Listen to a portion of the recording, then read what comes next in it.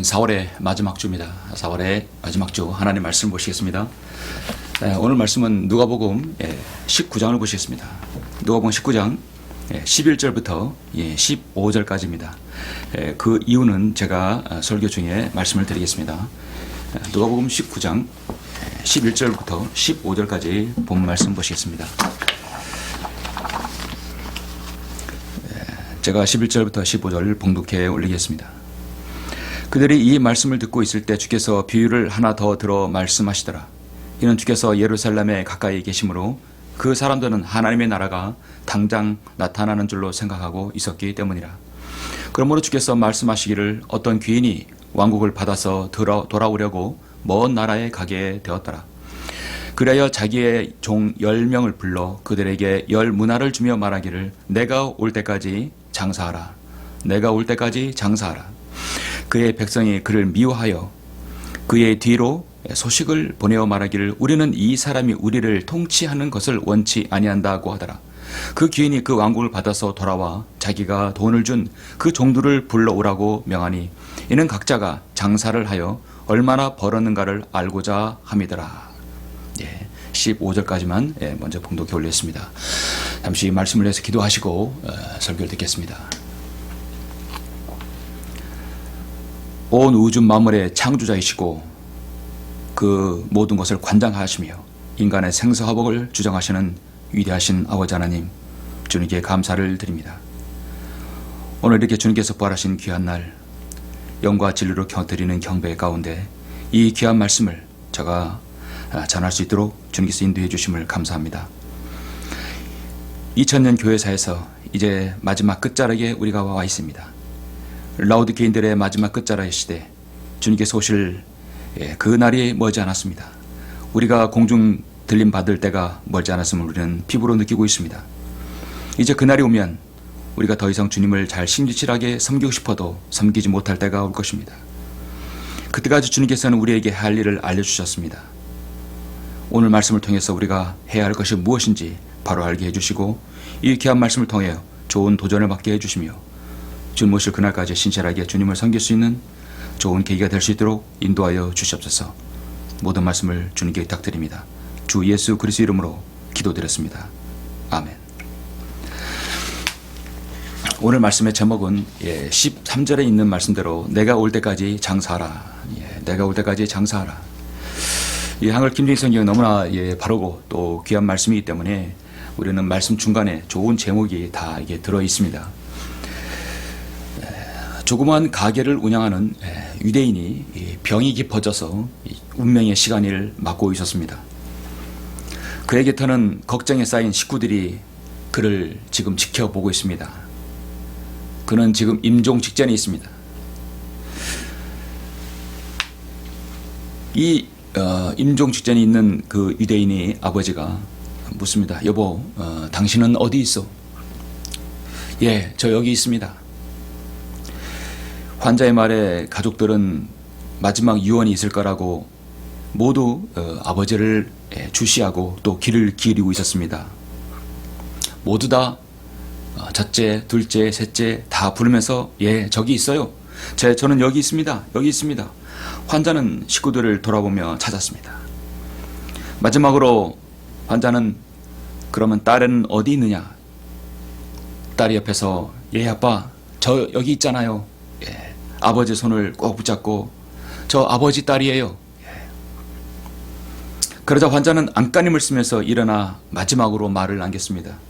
그러면 가게는 누가 보고 있단 말이냐? 지금 가게를 하고 있는데 그럼 가게 문을 다 닫고 왔단 말이냐? 아니죠. 가게 문은 누가 보고 있단 말이냐? 여러분, 이 대화 속에는 오늘날 유대인들이 얼마나 돈에 대해서 집착을 갖고 있고 또 돈을 버는 것에 있어서 그들의 정신이 어느 정도인지를 가늠하는 한 이야기로 보여집니다. 한 사람이 임종 직전에는 가게고 뭐고 중요한 것, 임종을 지켜봐야 되는 것이 아닙니까? 근데 여전히 죽기 직전까지 가게를 신경 쓰고 있다는 것이죠. 장사는 정말 이렇게 해야 될 것입니다. 진리를 사고 그것을 팔지 말라. 지혜와 훈계와 명철도 그리하라. 잠언 23장 23절에서 말씀하고 있습니다. 여러분은 진리를 사셨죠? 예. 이 한글 킴징 성경, 이 진리의 말씀을 알기 위해서 얼마나 많은 것들을 또 희생하고 어려운 가운데서 진리를 여러분 알게 되었습니까? 그런데 그것을 쉽게 팔아서는 안 되는 것이죠. 지금 팬데믹 코로나 바이러스가 온 세상을, 또 우리나라도 여전히 지금도 진행형이지만 지난 2년간 한국의 K 방역이라는 이름 아래 이 우리나라 경제는 너무도 많이 지금 어려워졌습니다. 2년간의 팬데믹 때문에 휩쓸고 간 그 경제적 피해, 또 이루 말할 수 없죠. 뿐만 아니라 지난 5년간의 엉터리 경제 정책으로 일명 소득 주도 성장이라는 엉터리 정책으로 나라 경제와 국가는 엉망이 되어가고 있는 상황에서 계속되는 장기 불황 때문에 서민들이 살기가 점점 어려워지고 있는 현실입니다. 젊은 청년 실업이 갈수록 늘어나 갑니다. 취업난도 갈수록 높아지고 있는 현실입니다. 그래서 그런지 요즘은 기업에서 명퇴당한 사람이나 젊은 사람들도 자기 장사를 해보려는 사람들이 많이 늘어납니다. 문제는 창업이 늘어나도 그 창업이 다 성공하지 않는다는 것이죠. 우리는 구원을 받고 하늘에 소망을 둔 사람들입니다. 그리스도인 눈에는 온통 이 세상이 먹고 살기 위해서 바둥바둥 거리는 정말 전쟁을 치르는 그런 사람들처럼 모두 다 그렇게 보이는 것이죠. 정말로 세상 사람들 눈에는 전쟁입니다. 살기 위해서, 먹고 살기 위해서 치열하게 전쟁을 벌이는 전쟁터입니다. 그런 삶의 현장 중에서 여러분 정말 보기를 원한다면 새벽에 경매 시장을 한번 가보시면 알 수 있습니다. 새벽 3시부터 그야말로 전쟁입니다. 물건 하나하나 더 싸게, 더 많이 구입하려고 전쟁을 벌이는 것입니다. 더 잘 살아보려고, 더 먹고 살기 위해서 전쟁을 벌입니다. 세계적인 기업 경영치고 나름대로 처음부터 사실 개인 장사를 해보지 않은 사람은 없습니다. 백화점왕 존 워너메이커는 강철권 카네기라든지 특히 KFC 치킨 여러분 아시죠? 그 설립자 커널 샌더슨 모두 다 개인 사업부터 시작했습니다. 모두 자신의 사업 경영의 원리들을 고수하고 실천함으로써 성공을 거둔 사람들입니다. 우리나라도 여전히 삼성과 LG 모두 마찬가지죠. 대부분의 이들의 경영 원리는 성경에서 배운 것들이라는 것을 우리는 알 수 있습니다. 그들이 성경을 믿지 않아도 사실 그 모든 경영 원리는 성경이 있다는 것이죠. 장사에서 이익을 내는 원리는 모두 성경에 있습니다. 하나님께서는 이 세상뿐만 아니라 온 우주 만물의 최고의 경영자이십니다. 인간을 창조하시고 다루시는 데는 최고의 전문가이자 경영자이십니다. 하나님께서는 경영에 있어서 절대로 손해 보시는 분이 아닙니다. 인간을 다룸에 있어서 클라라스 알켄의 세대적 진리는 시대에 따른 하나님의 섭리와 목적은 하나님의 섭리적 경영 방침에 따른다고 말씀하고 있습니다. 오늘 말씀은 저는 내가 올 때까지 장사하라고 말씀하고 있습니다. 저는 이 본문의 말씀이 많은 의미가 내재되어 있다고 봅니다. 우리의 주인이신 주님께서 이제 저 천상에서 우리를 부르실 그날이 곧 다가옵니다. 여러분에 맡겨진 달란트, 여러분에 맡겨진 모든 것들을 이제 회수하고 거둬들일 날이 올 것입니다. 자신에게 주어진 재능을 내가 주님께 얼마나 일조를 해야 했는가, 자신에게 주어진 그 잠재 능력을 내가 얼마나 일깨워서 영원한 가치를 위해서 썼는가, 자신의 주어진 하나의 소중한 것이라고 한다면, 그것을 주님께서 나에게 주었다고 한다면 내가 얼마나 복음을 전하고 진리를 전파하고 교회를 이해하고 하나님의 영광을 위해서 써야졌는가를 주님께서는 언젠가 평가하실 날이 온다는 것입니다. 좌절과 시리의 고난 가운데 있는 성도가 있다면 오늘 말씀을 통해서 이 어려운 난관을 여러분 헤쳐나가시기를 간절히 바라는 것입니다. 오늘 본 말씀은 인간의 다루심에 있어서 최고의 경영자이신 통치이신 만왕의 왕이신 하나님께서 자신의 자녀들에게 지금 내가 올 때까지 장사하라고 명령하고 계십니다. 이 본문의 말씀, 이 누가복음 19장의 말씀은 열 문화의 비유를 주님께서 들어주십니다. 열 문화의 비유는 오직 여러분 누가복음 19장에서만 독보적으로 나오는 비유입니다. 여러분은 잘 아시는 마태복음의 달란트 비유를 아시죠? 그거와는 분명히 다르지요. 그래서 이 오늘 본 말씀 누가복음의 열 문화의 비유는 이 시대를 사는 모든 그리스도인에게 아주 매우 적절하고 유익한 말씀이라고 봅니다.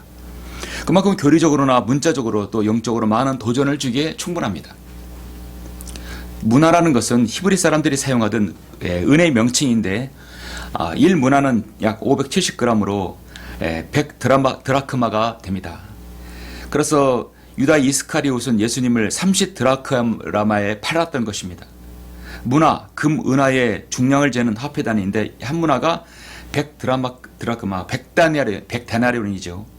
그 노동자의 일일 품삯이 한 데나리온이니까 한 노동자가 약 100일 정도, 약 3개월 정도의 일한 임금이라고 생각하시면 됩니다. 그러니까 돈을 많이 버는, 한 달에 약 300 정도를 버는 사람이 3개월 동안이면 약 1000만 원은 벌겠죠? 예. 그래서 이 한 문화는 약 3개월간의 노동자가 번 금액이라고 볼 수 있죠. 예. 작다면 작은 돈일 수 있죠. 또 크다면 큰 돈입니다. 사람에 따라서 장사를 시도해 볼 수 있고 있습니다. 그 정도의 돈이면 시도해 볼 수 있습니다. 또 무엇인가를 하기에 작은 액수라고 보여지지만 또 무엇인가 한번 시작할 수 있습니다. 그래서 이 열 문화는 한 문화는 한 종들에게 한 문화씩 주었을 때는 약 우리 돈으로 약 1000만 원 가량의 돈을 줬다고 볼 수 있죠. 노동자가 3개월 동안 번 그 금액입니다. 자, 돈이 자기에게 주어졌을 때 그 돈을 내가 무엇인가를 시도할 수 있습니다. 아무것도 하지 않으면 아무 이런 유익이 없습니다. 요즘에는 거의 은행에도 제로금리 시대이기 때문에 이자 수익은 거의 없다고 볼 수 있습니다. 그 자본금을 지금 먼 귀인이 종들에게 주신 것이죠.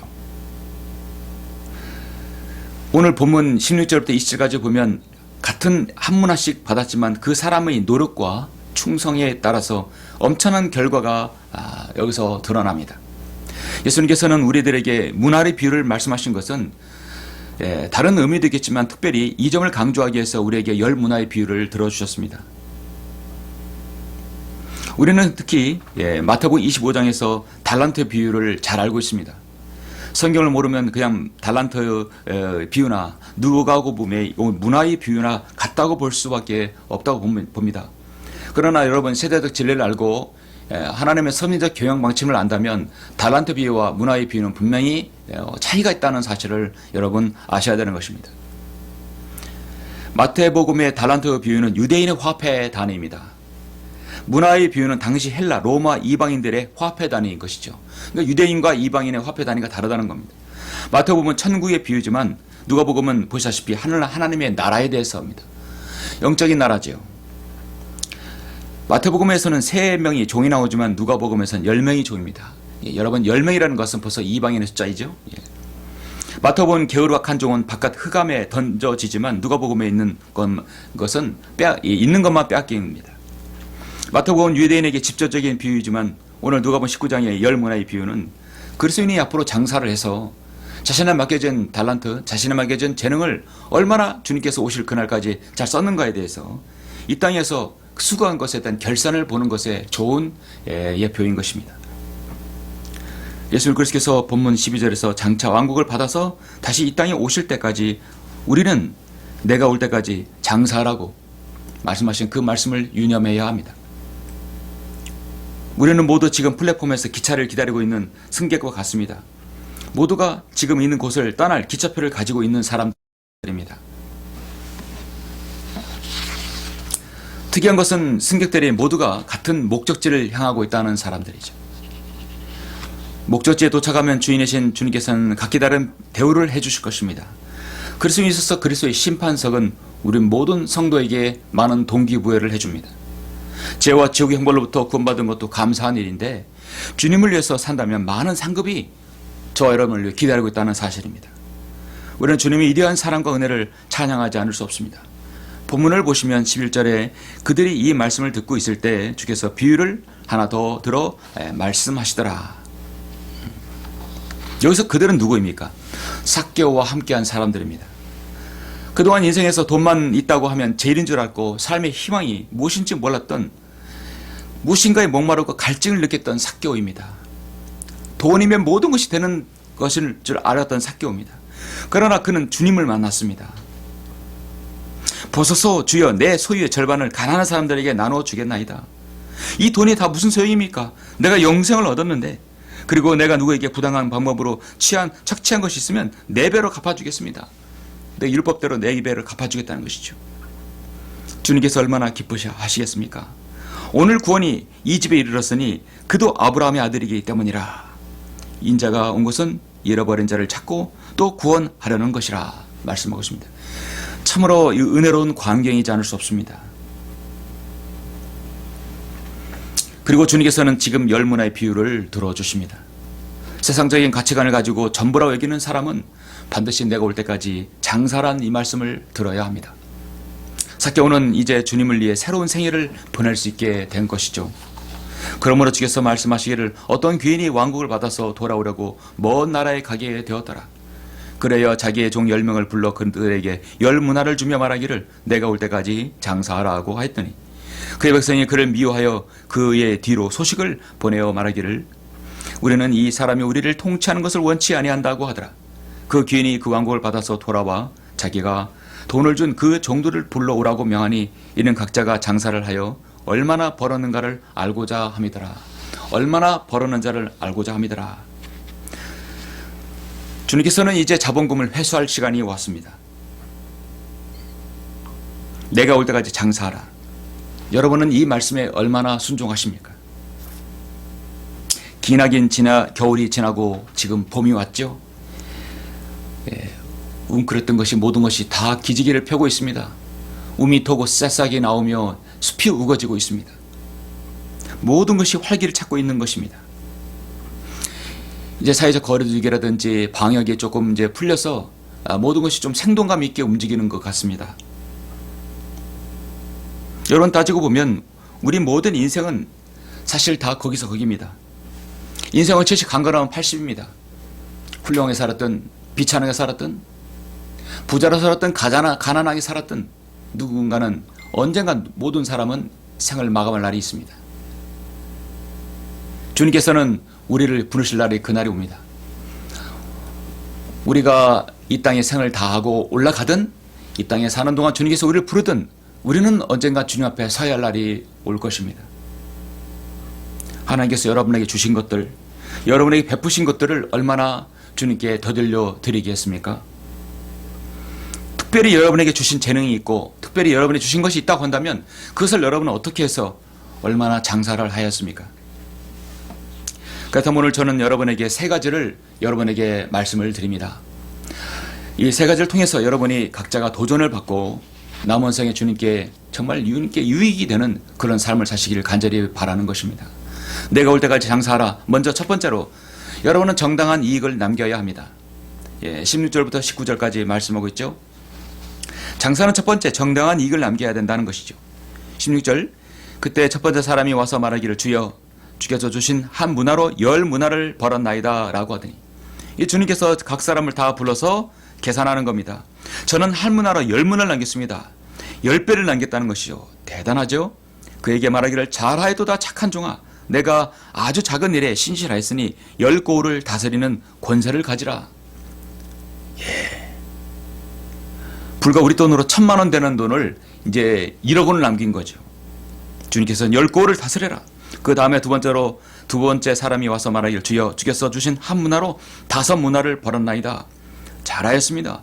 그에게도 이같이 말하기를 너도 5고을을 다스리는 자가 되라. 또 한 사람이 와서 말하기를 주여 보소서 주께서 주신 한 문화가 여기 있나이다. 내가 그것을 손수건에 싸서 간직하였나이다. 자, 여러분, 당신은 엄격한 분이시기에 내가 당신을 두려워하였으니 당신을 두지 않았던 것에서 취하시고 또 심지 않았던 것에서 거두시는 분입니다. 이 종은 너무나 주인을 오해했던 것이죠. 심지 않은 것에서 거둔다라는 것을 그렇게 오해하고 있었던 것입니다. 장사는 절대 심지 않은 곳에서 거둘 수가 없습니다. 장사는 하면 정당한 이익을 남겨야 되는데요. 가장 중요한 것은 손님을 속이지 않아야 되는 것이죠. 가끔 어떤 영상 보면 중국 사람들 장사할 때 손님을 속이고 저울을 속이고 물건을 속이는 것들 여러 번 보시죠. 인간은 죄성이 타고난 죄성이 있기 때문에 속입니다. 그래서 어떤 유익을 남기려고 하는 그 죄성이 다 모두 다 내재되어 있습니다. 장사하는 사람에 있어서 가장 큰 유혹은 저울을 속이는 것이죠. 정당하지 않는 방법으로 이익을 내는 것입니다. 우리 그리스도인이 어디에 직장에 들어가서나 또 여러분 어디 이렇게 특히 장사하는 곳에서 들어가서 일을 하게 되는데 가장 큰 어려움이 무엇입니까? 우리 성도님은 그리스도인의 어려움은 위에서 시키는 것을 부당하게 시켰을 때입니다. 그 부당한 것이 부당한 방법으로 이익을 내게 하는 것이죠. 그 회사와 그 사업적 경영주가 신실한 그리스도라면 그렇게 시키지 않을 것입니다. 그러나 그런 것을 여러분 경험할 적이 있었을 것입니다. 저울을 속이라는 것이죠. 부당한 방법으로 이익을 내라는 것이죠. 그럴 때 그리스도인이 이 방법 여기 성경 통해서 여러분 많은 갈등을 느꼈을 수도 있습니다. 잠언 11장 1절에서 속이는 저울은 주께 가증한 것이라 하겠습니다. 공정한 추는 그의 기쁨이니라고 말씀하고 있습니다. 잠언 20장 10절에서 상이한 저울추와 상이한 되는 둘 다 주께 가증하다 하겠습니다. 속이는 저울은 하나님께 일단 가증하다고 말씀하고 있어요.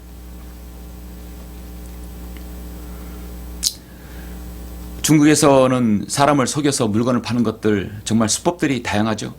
상상을 초월하고 있습니다. 만들지 못하는 것이 없더라고요. 그래서는 장사하는 사람은 정직해야 합니다. 오늘 보니까 이 종의 고백은 심지 않은 데서 거둔다는 것을 말하고 있어요. 모든 그리스도는 나름대로 주님께서 그 사람에게 맡은 재능과 물질과 그리고 필요에 따라 주셨습니다. 문제는 우리는 그것을 하나님께로부터 받았다는 것이죠. 작은 한 문화라 할지라도 그것이 감사하는 마음으로 무엇인가를 남겨야 합니다. 누가복음 16장 10절에서 지극히 작은 일에 신실한 사람은 큰 일에도 신실하다고 말씀하고 있습니다. 또 지극히 작은 일에도 부정한 사람은 큰 일에도 부정하다고 말씀하고 있습니다. 바늘도둑이 소독이 된다는 말이 바로 여기서 나오는 것입니다. 사람들은 주님께로부터 받은 것을 너무나 미약하다고 때론 생각할 수 있습니다. 그렇게 가볍게 여기면 안 되는 것이죠. 소중히 얘기해야 합니다. 하나님께서는 여러분들에게 최소한의 미천을 다 주셨습니다. 여러분 그렇습니까? 현실에 대해 불평을 갖고 있는 신세를 한탄하고 쉽게 자신을 포기하는 사람들에게는 미래가 없습니다. 그리스도인은 무엇인가 하나님께서 다 주신 것이 있어요. KFC 치킨 커널 샌더슨 회장은 이런 말을 남겼다고 합니다. 훌륭한 생각, 멋진 아이디어를 가진 사람은 무수히 많습니다. 그러나 행동으로 옮기는 사람은 드뭅니다. 저는 남들이 포기할 만한 일을 포기하지 않았습니다. 포기하는 대신 무엇인가 하려고 애썼습니다. 그것이 옳다면 그것을 하라는 것이요. 시도한 사람은 다릅니다. 하나님께서는 여러분이 무엇으로든 유익을 남기기를 원하는 것입니다. 잘하여도다 착한 종아, 내가 아주 작은 일에 신실하였으니 10고을을 다스리는 권세를 가지라고 말씀하고 있습니다. 하나님께서는 성령으로 믿는 이 지역교회를 여러분 각자에게 허락하시고 또 그리스도인의 영예로운 이름을 성령으로 믿는 그리스도인의 영예로운 이름을 주셨습니다. 하나님께서는 개인적으로 여러분에게 장사할 수 있도록 미천을 다 허락해 주셨습니다. 곰곰이 생각해보면 여러분에게 분명히 미천이 있습니다. 미타라컨 목사님은 참으로 많은 것들을 주셨죠. 재능, 그림 그리는 재능, 음악과 미술과 운동과 또 책을 알고 그림을 그리는 것, 그 많은 책들을 이렇게 쓸 수 있는 재능을 주셨습니다. 그 재능을 10분 모두 다 활용했던 것입니다. 몇 사람의 인생분을 살았던 것이죠. 그러나 자신에게 준 것들을 아무렇게 쓰고 자신의 영달을 위해서 썼다면, 주님을 위해서 아무것도 남기지 않았다면 그는 참으로 안타까운 인생을 살 수밖에 없는 것입니다. 주님 앞에 가서는 무엇이라고 하겠습니까? 장사를 하게 되면 무엇인가 우리는 이익을 남겨야 되는 것입니다. 내가 올 때까지 장사하라. 두 번째는 여러분 이익을 난 것을 주인이 올 때까지 손실당하지 않도록 잘 지켜야 합니다. 2배의 이익을 남겼으면 더는 못해도 그것을 까먹지는 말아야 되는 것이죠. 자, 20절에서 제가 방금 말씀을 드렸는데 한 문화가 여기 있다 해서 그 한 문화 남긴 사람은 종은 당신은 두지 않았던 것에서 취하시고 또 심지 않았던 것에서 거두는 분이시니다. 속지 말라 하나님은 우롱당하지 아니하시느니라. 이는 사람이 무엇을 심든지 그대로 거둘 것이라는 이 갈라디아서 6장 7절의 말씀을 이 종은 몰랐던 것입니다. 22절에서 주인이 그에게 말하기를 악한 종아 내 입에서 나오는 말로 내가 너를 심판하리라. 너는 내가 두지 않았던 것에서 취하고 심지 않았던 것에서 거두는 그런 엄격한 사람인 줄 알았도다. 그렇다면 너는 어찌하여 내 돈을 은행에 맡기지 아니하느냐. 그렇다면 내가 와서 이제와 함께 원금을 청구하였으리라고 하더라. 주인이 곁에 있는 사람들에게 말하기를 그에게서 한 문화를 빼앗아 10문화를 가진 사람에게 주라. 고하니 그들이 주인에게 말하기를 주여 그에게는 10문화가 있나이다 라고 하니 내가 너희에게 말하였거니와 가진 사람만 받을 것이지만 갖지 못한 사람은 가진 것마저 또 빼앗기리라 말씀하고 있습니다. 이 본 말씀에서 10명의 종에서 3명의 종을 언급하시면서 마지막 사람을 소개하고 있습니다. 10명의 종을 다 언급하지 않는 것은 이 비유가 3가지 형태의 종이 있다는 것을 말하고 있습니다. 많이 남긴 사람이 있고 중간 정도 남긴 사람이 있고 그러나 하나도 남기지 못한 사람이 세 부류가 분명히 있을 것입니다. 하나님께서 여러분을 부르실 때 여러분은 여러분에게 주신 것들을 얼마나 남기시고 싶습니까? 10문화를 남긴 이 종처럼 많은 것들을 남기고 싶지 않습니까? 하나님께 주신 재능을 그대로 하나님께 보여주고 아무런 이익이 없다면 우리는 나중에 이 천년 왕국에서 다시 내려와서 어떤 고을도 다스릴 수 없습니다. 분명히 하나님께서는 우리에게 그래서 심판석에서 금과 은과 보석과 각종 면류관을 여러분에게 주실 것입니다. 모든 영광을 하나님께 돌리고 여러분은 이제 천년 왕국에서 이 전 세계 각자의 고을을 하나님께서 할당해 주실 것입니다. 그의 기준은 바로 이 땅에서 얼마나 주님께서 오실 때까지 장사를 했는가, 바로 그것이 기준이 될 것입니다. 아무것도 남기지 않은 이 종은 주인은 엄한 사람으로 단정했고 두지 않은 것에서 취하고 심지 않은 것을 거두는 사람으로 오해했던 것입니다. 우리 하나님께서 분명히 속지 말라. 하나님은 우롱당하지 아니하시느니라. 하나님께서는 인간에게 결코 속지 않는다는 것이죠. 우롱당하지 않으십니다. 이는 사람이 무엇을 심든지 그대로 거둘 것이기 때문이라.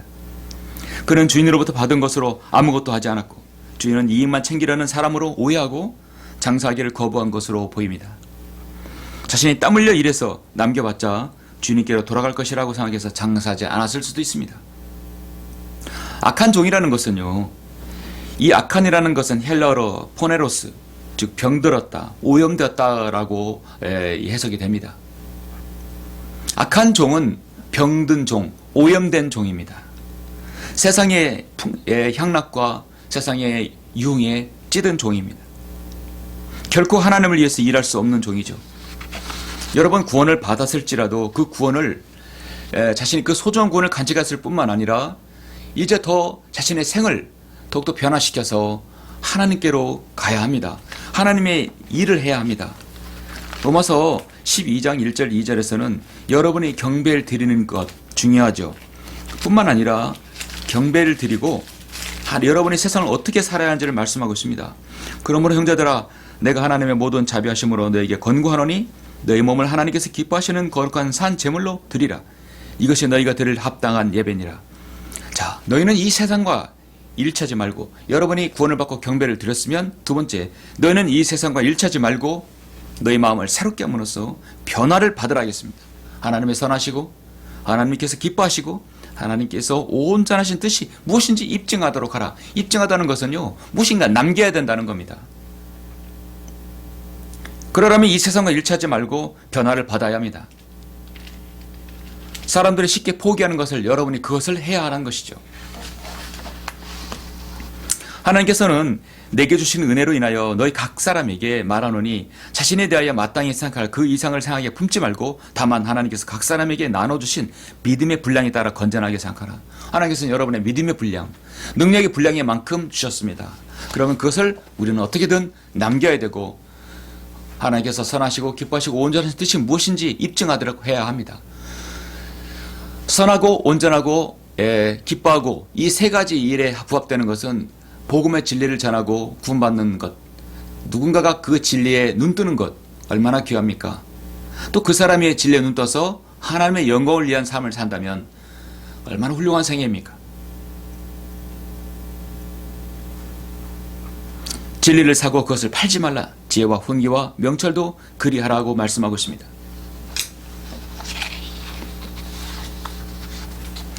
이제 여러분은 주님 앞에 갔을 때 정말로 내가 올 때까지 장사하라는 모든 계산을 해야 할 날이 올 것입니다.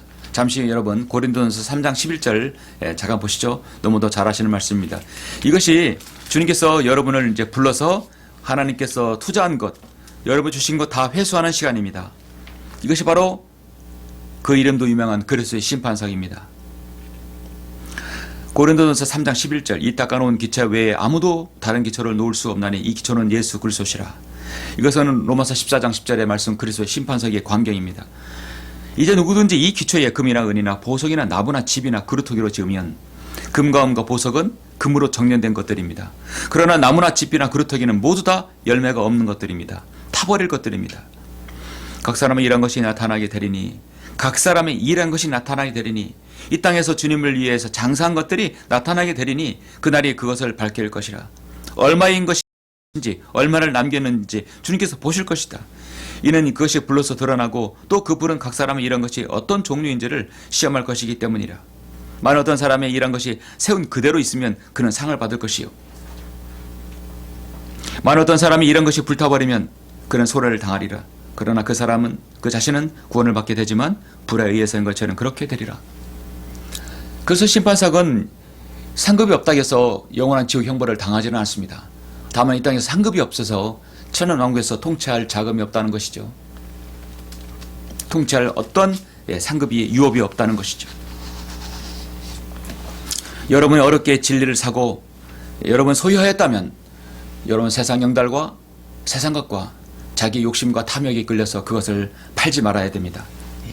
상쇄시키지 말아야 되는 것이죠. 그래서 한마디로 여러분이 어떤 걸 이제 백화점이라든지 어느 상점에서 사게 되면 마일리지를 쌌죠. 쿠폰을 계속 쌌습니다. 계속 상급이 쿠폰이 쌓이면 그것을 현금화할 수 있게 되겠죠. 비행기를 많이 타면 마일리지가 쌓입니다. 그래서 여러분은 인생은 구원받은 사람의 인생은 저 셋자늘에 마일리지를 계속 쌓아야 한다는 것이죠. 잘못하면 그것이 차감이 될 수 있다는 것입니다. 내가 올 때까지 장사하라. 마지막 세 번째는 그리스도인은 서비스 정신이 자세가 되어 있어야 한다는 것이죠. 서비스 정신입니다. 성경적으로 말하면 섬김의 자세라는 겁니다.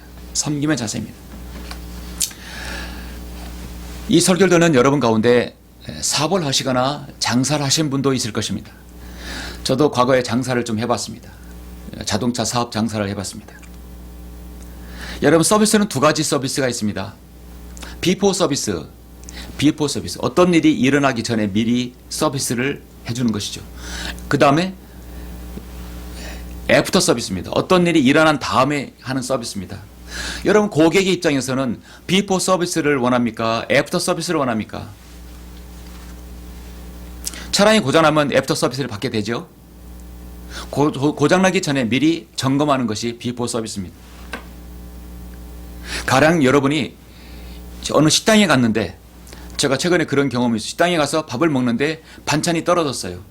우리나라는 추가 리필을 거의 대부분 한 번은 무료로 해주죠.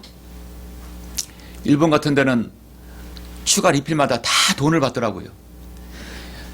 여러분 반찬이 떨어졌는데 지나가는 이제 그 직원이 지나가면서 아 반찬이 떨어졌구나 말을 하지 않았는데 조용히 그 빈 접시를 가져가서 다시 리필을 해주는 걸 봤습니다. 정말로 아주 좋은 서비스라고 보여집니다. 비포 서비스요. 추가 반찬을 요구하기 전에 미리 반찬을 갖다 놓는 것입니다. 물이 없으면 물도 다 갖다 주는 것입니다. 그만큼 직원은 서비스 정신이 되어 있는 것이죠. 따르게 보고 아 모자라면 갖다 주는 겁니다. 더 드릴까요? 예, 그럼 갖다 주면 얼마나 보는 사람이 그럼 그 먹는 사람이 다시 오고 싶어 하겠습니까? 장사라는 것은 손님이 한 번 온 사람이 두 번째 오게 해야 하는 것이 장사입니다. 한 번 온 식당은 두 번째, 세 번째 오게 되면 그럴 때 단골이 되는 것이죠. 장사는 오는 손님 두 번째 오게 하고 계속해서 오게 하는 것이 그 장사를 유지하는 비결입니다. 이것이 바로 서비스 정신이고 섬김의 자세입니다. 1998년이면 지금부터 한 24년 전이죠. 그때쯤엔 제가 자동차 서비스 사업, 자동차 정비 사업을 하였을 때입니다. 저는 서비스 정신이 어떤 건가를 그때 당시에 참 성경을 통해서 알았습니다. 어떤 고객이 있었는데 대기업에 다니는 고객인데, 그런데 대기업에 다니는 것 치고 그 차가 썩 좋지 않았어요. 아주 낡은 중고차였습니다. 제 기억으로 그때 당시에 르망이었습니다. 그런데 너무나 이게 고장이 자주 일어나고 또 이렇게 고치는 사람 입장에서는 썩 그렇게 돈이 되지 않아요. 그래서 여러 카센터에서 전전하고 있었습니다. 많은 카센터에서 못 고친다는 겁니다. 한마디로 돈이 안 되니까 고치지 않는 것이죠. 다른 데서 가보시라고, 서비스에 가보시라고. 그래서 들리다 저희 가게에 왔어요. 제가 운영하는 자동차 정비 사업소에 왔습니다. 와서 제가 정성껏 고쳐줬어요. 저는 그 차가 크고 작고 어떤 고장이든 간에 이 한 번 온 고객은 단골로 만들어야겠다는 늘 일념이 있었습니다. 그 직원들이 그렇게 교육을 시킵니다. 정말 정성껏 이렇게 고쳐줬습니다. 그래서 한 번 오고 두 번 오고 결국 단골이 되었어요. 근데 어느 날 이 고객이 딱 왔는데 차가 바뀐 겁니다. 그때 당시에 소나타 3 정도였어요. 소나타 제 기억으로 2, 3였습니다. 그래서 소나타 3를 새 차를 빼어서 아주 반짝반짝거리는 거를 끌고 왔던 것입니다. 사장님, 저 차 바꿨습니다. 이제 오일 교환할 때가 되어서 오일 교환해 주십시오. 그래서 저도 기분 좋게 이제 오일 가는 중에 바빠서 제 직원에게 이 차 오일을 갈으라고 시켰습니다. 그리고 나서 오일을 갈아주고 이제 돈을 받고 고객이 갔어요. 근데 한 2시간 지났는데 저에게 다급하게 전화가 왔었습니다. 근데 그 고객이 전화가 온 거예요. 지금 고속도로인데 차가 퍼졌다고 하는 것이죠. 차가 섰다는 거예요. 아니, 오일 갈았는데 차가 섰다는 겁니다. 레카차에 끌고 온 거 와서 이제 차를 이렇게 리프트에 들어서 보니까 엔진의 밑에 그 오일팬 있죠. 오일팬 걷고 있죠. 마지막 마개를 직원이 잘 닫아야 되는데 그 마개가 없는 거예요. 고속도로 가다가 엔진오일이 다 빠진 겁니다. 그 직원이 실수로 손을 걸고 이 공구로 꽉 조여서 풀리지 않게 해야 합니다. 당연히 그렇게 해야 되겠죠. 근데 그걸 손으로만 걸면 가다가 차가 흔들거리면 계속 풀리거든요. 그러면서 오일이 다 빠졌던 겁니다. 차가 섰지요. 엔진오일에 차가 빠지면 차에서 엔진오일 빠지면 엔진은 쓰게 되어 있습니다. 그 고객이 저에게 하는 말입니다. 사장님, 차를 바꿔주십시오. 정중하게 요청을 하였습니다. 이거는 바꿔달라고 했을 때 사실 엔진을 교환하는 것이 아니라 차를 바꿔달라는 것입니다. 저는 두말 않고 그것을 현찰로 바꿔줬습니다. 그동안 벌었던 거 한 방에 다 날리는 것이죠. 그래서 직원은 굉장히 아주 미안해하고 어쩔 수 없는 것이죠. 그 직원도 계속해서 일을 했습니다. 최소한의 책임은 어느 정도 졌지만 대다수는 제가 다 졌죠. 사장이니까 책임을 져야 합니다. 그런데 문제는 거기서부터 생겨난 것입니다. 그 직원이 제가 이제 새 차를 빼줬어요. 그리고 그 차는 제가 다시 인수하게 되고 그 차를 제 앞으로 해서 고쳐서 타게 되는 것이죠. 새 차를 빼준 다음에 그 사람이 회사에 갔는데 그 사람은 당시 동아건설에 다니고 있었습니다. 회사에 갔을 때 그런 이야기를 들었던 것입니다. 내가 오래된 차를 고쳐서 이렇게 해주셨는데 단골이 되는데 차를 빼서 첫 엔진 오일 때 잘못돼서 내가 바꿔달라니까 두말 없이 한 방에 바꿔줬다는 거예요. 그 말을 들은 많은 직원들이 그 한 사람만 저희 가게의 손님이었는데 그 모든 거의 관리 회사 직원이 모든 차가 저에게 오는 것이었습니다. 저는 일시적으로 손해를 봤어도 그 뒤에 큰 거래가 생겼던 것입니다. 동아건설의 그 현장 사업소의 모든 차들이 저에게 왔던 것입니다. 자동차 사업이든 무슨 사업이든 간에 사실 서비스 정신의 자세가 되어 있어야 되는 것이죠. 처음에는 손해가 오는 것 같아도 여러분 진정한 서비스를 하게 되면 여러분이 그 사람들이 감동을 하게 되고 그 마음을 알게 되는 것입니다. 세상 사람들이 사업에 성공을 올리는 모두 다 사실 성경이 있습니다. 사후에 일어난 일보다도 일어나기 전에 무엇인가 부족한가를 알아주는 것이죠.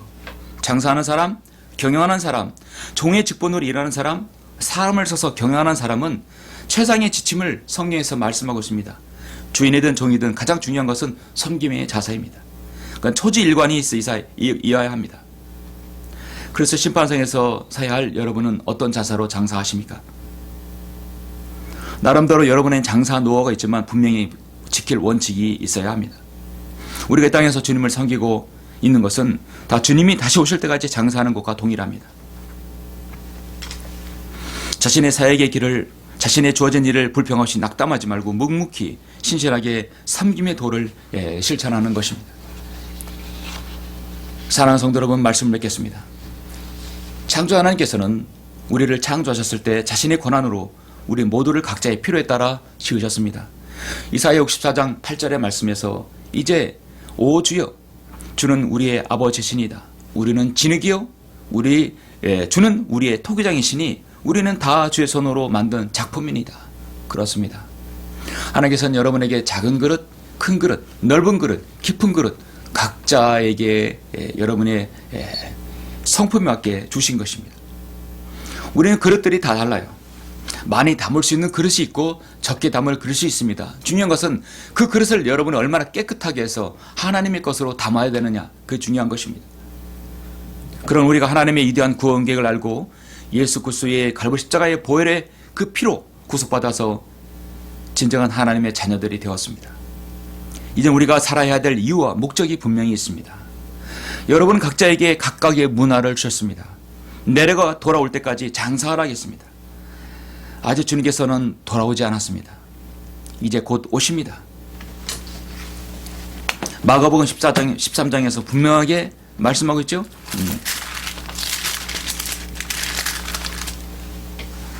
이는 인자가 마치 자기 집을 떠나 멀리 여행을 하면서 그의 종들에게 권세를 주어 각자에게 일을 맡기고 문지기에게 깨어 지키라고 지시하는 사람과 같음이라. 마가복음 13장 34절의 말씀이요. 그러므로 깨어 있으라. 그 집주인이 언제 올는지, 저녁일는지, 밤중일는지, 닭이 올 때든지, 아니면 아침일는지 너희가 모르기 때문이라. 그럼 우리가 있는 시점은 지금 아침일는지입니다. 새벽에 동이 트기 직전입니다. 그가 갑자기 와서 너희가 잠든 것을 보지 않도록 하라. 내가 너에게 말하는 것은 모든 사람에게 말하는 것이니 깨어 있으라고 하시더라. 이제 주님 앞에 우리가 모두 다 가서 우리가 가진 것들 주님 앞에 내놓아야 할 때가 오게 됩니다. 자신이 가진 것을 꼬깃꼬깃 싸서 아무것도 하지 않고 주님께로 올라간다면 남은 생에 가치가 없겠죠. 여러분에게 어떤 일이 주어진다고 한다면 일은 너무 힘들어. 내 나이가 몇인데 이걸 시작하기 너무 늦었어. 일은 너무 위험해. 이거 너무 힘들 것 같아. 이거 가족에게 손해를 끼치면 어떡하지? 이것저것 따지면 여러분이 이 땅에 할 일이 하나도 없습니다.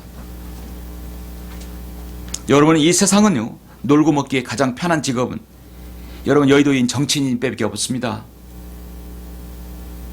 이제 곧 지방선거가 오는데 국회의원 선거도 오게 되겠죠?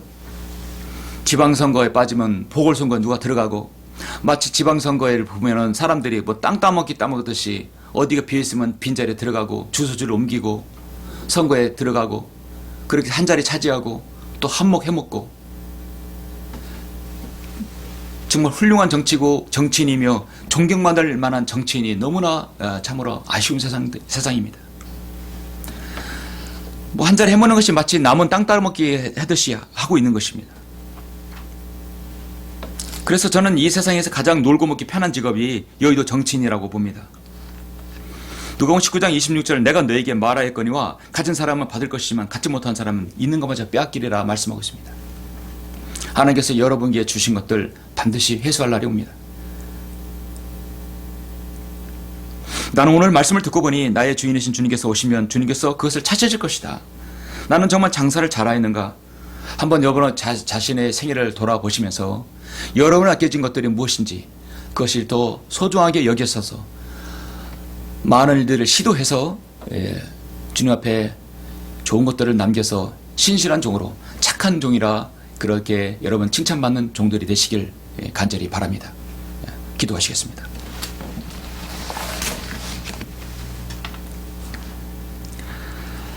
존귀하시고 위대하신 아버지 하나님, 감사를 드립니다. 주님께서는 온 우주 만물을 창조하신 경영자이십니다. 인간이 생사화복을 주장하시는 통치자이십니다. 오늘 주님께서는 우리에게 내가 올 때까지 장사하라고 말씀하고 있습니다.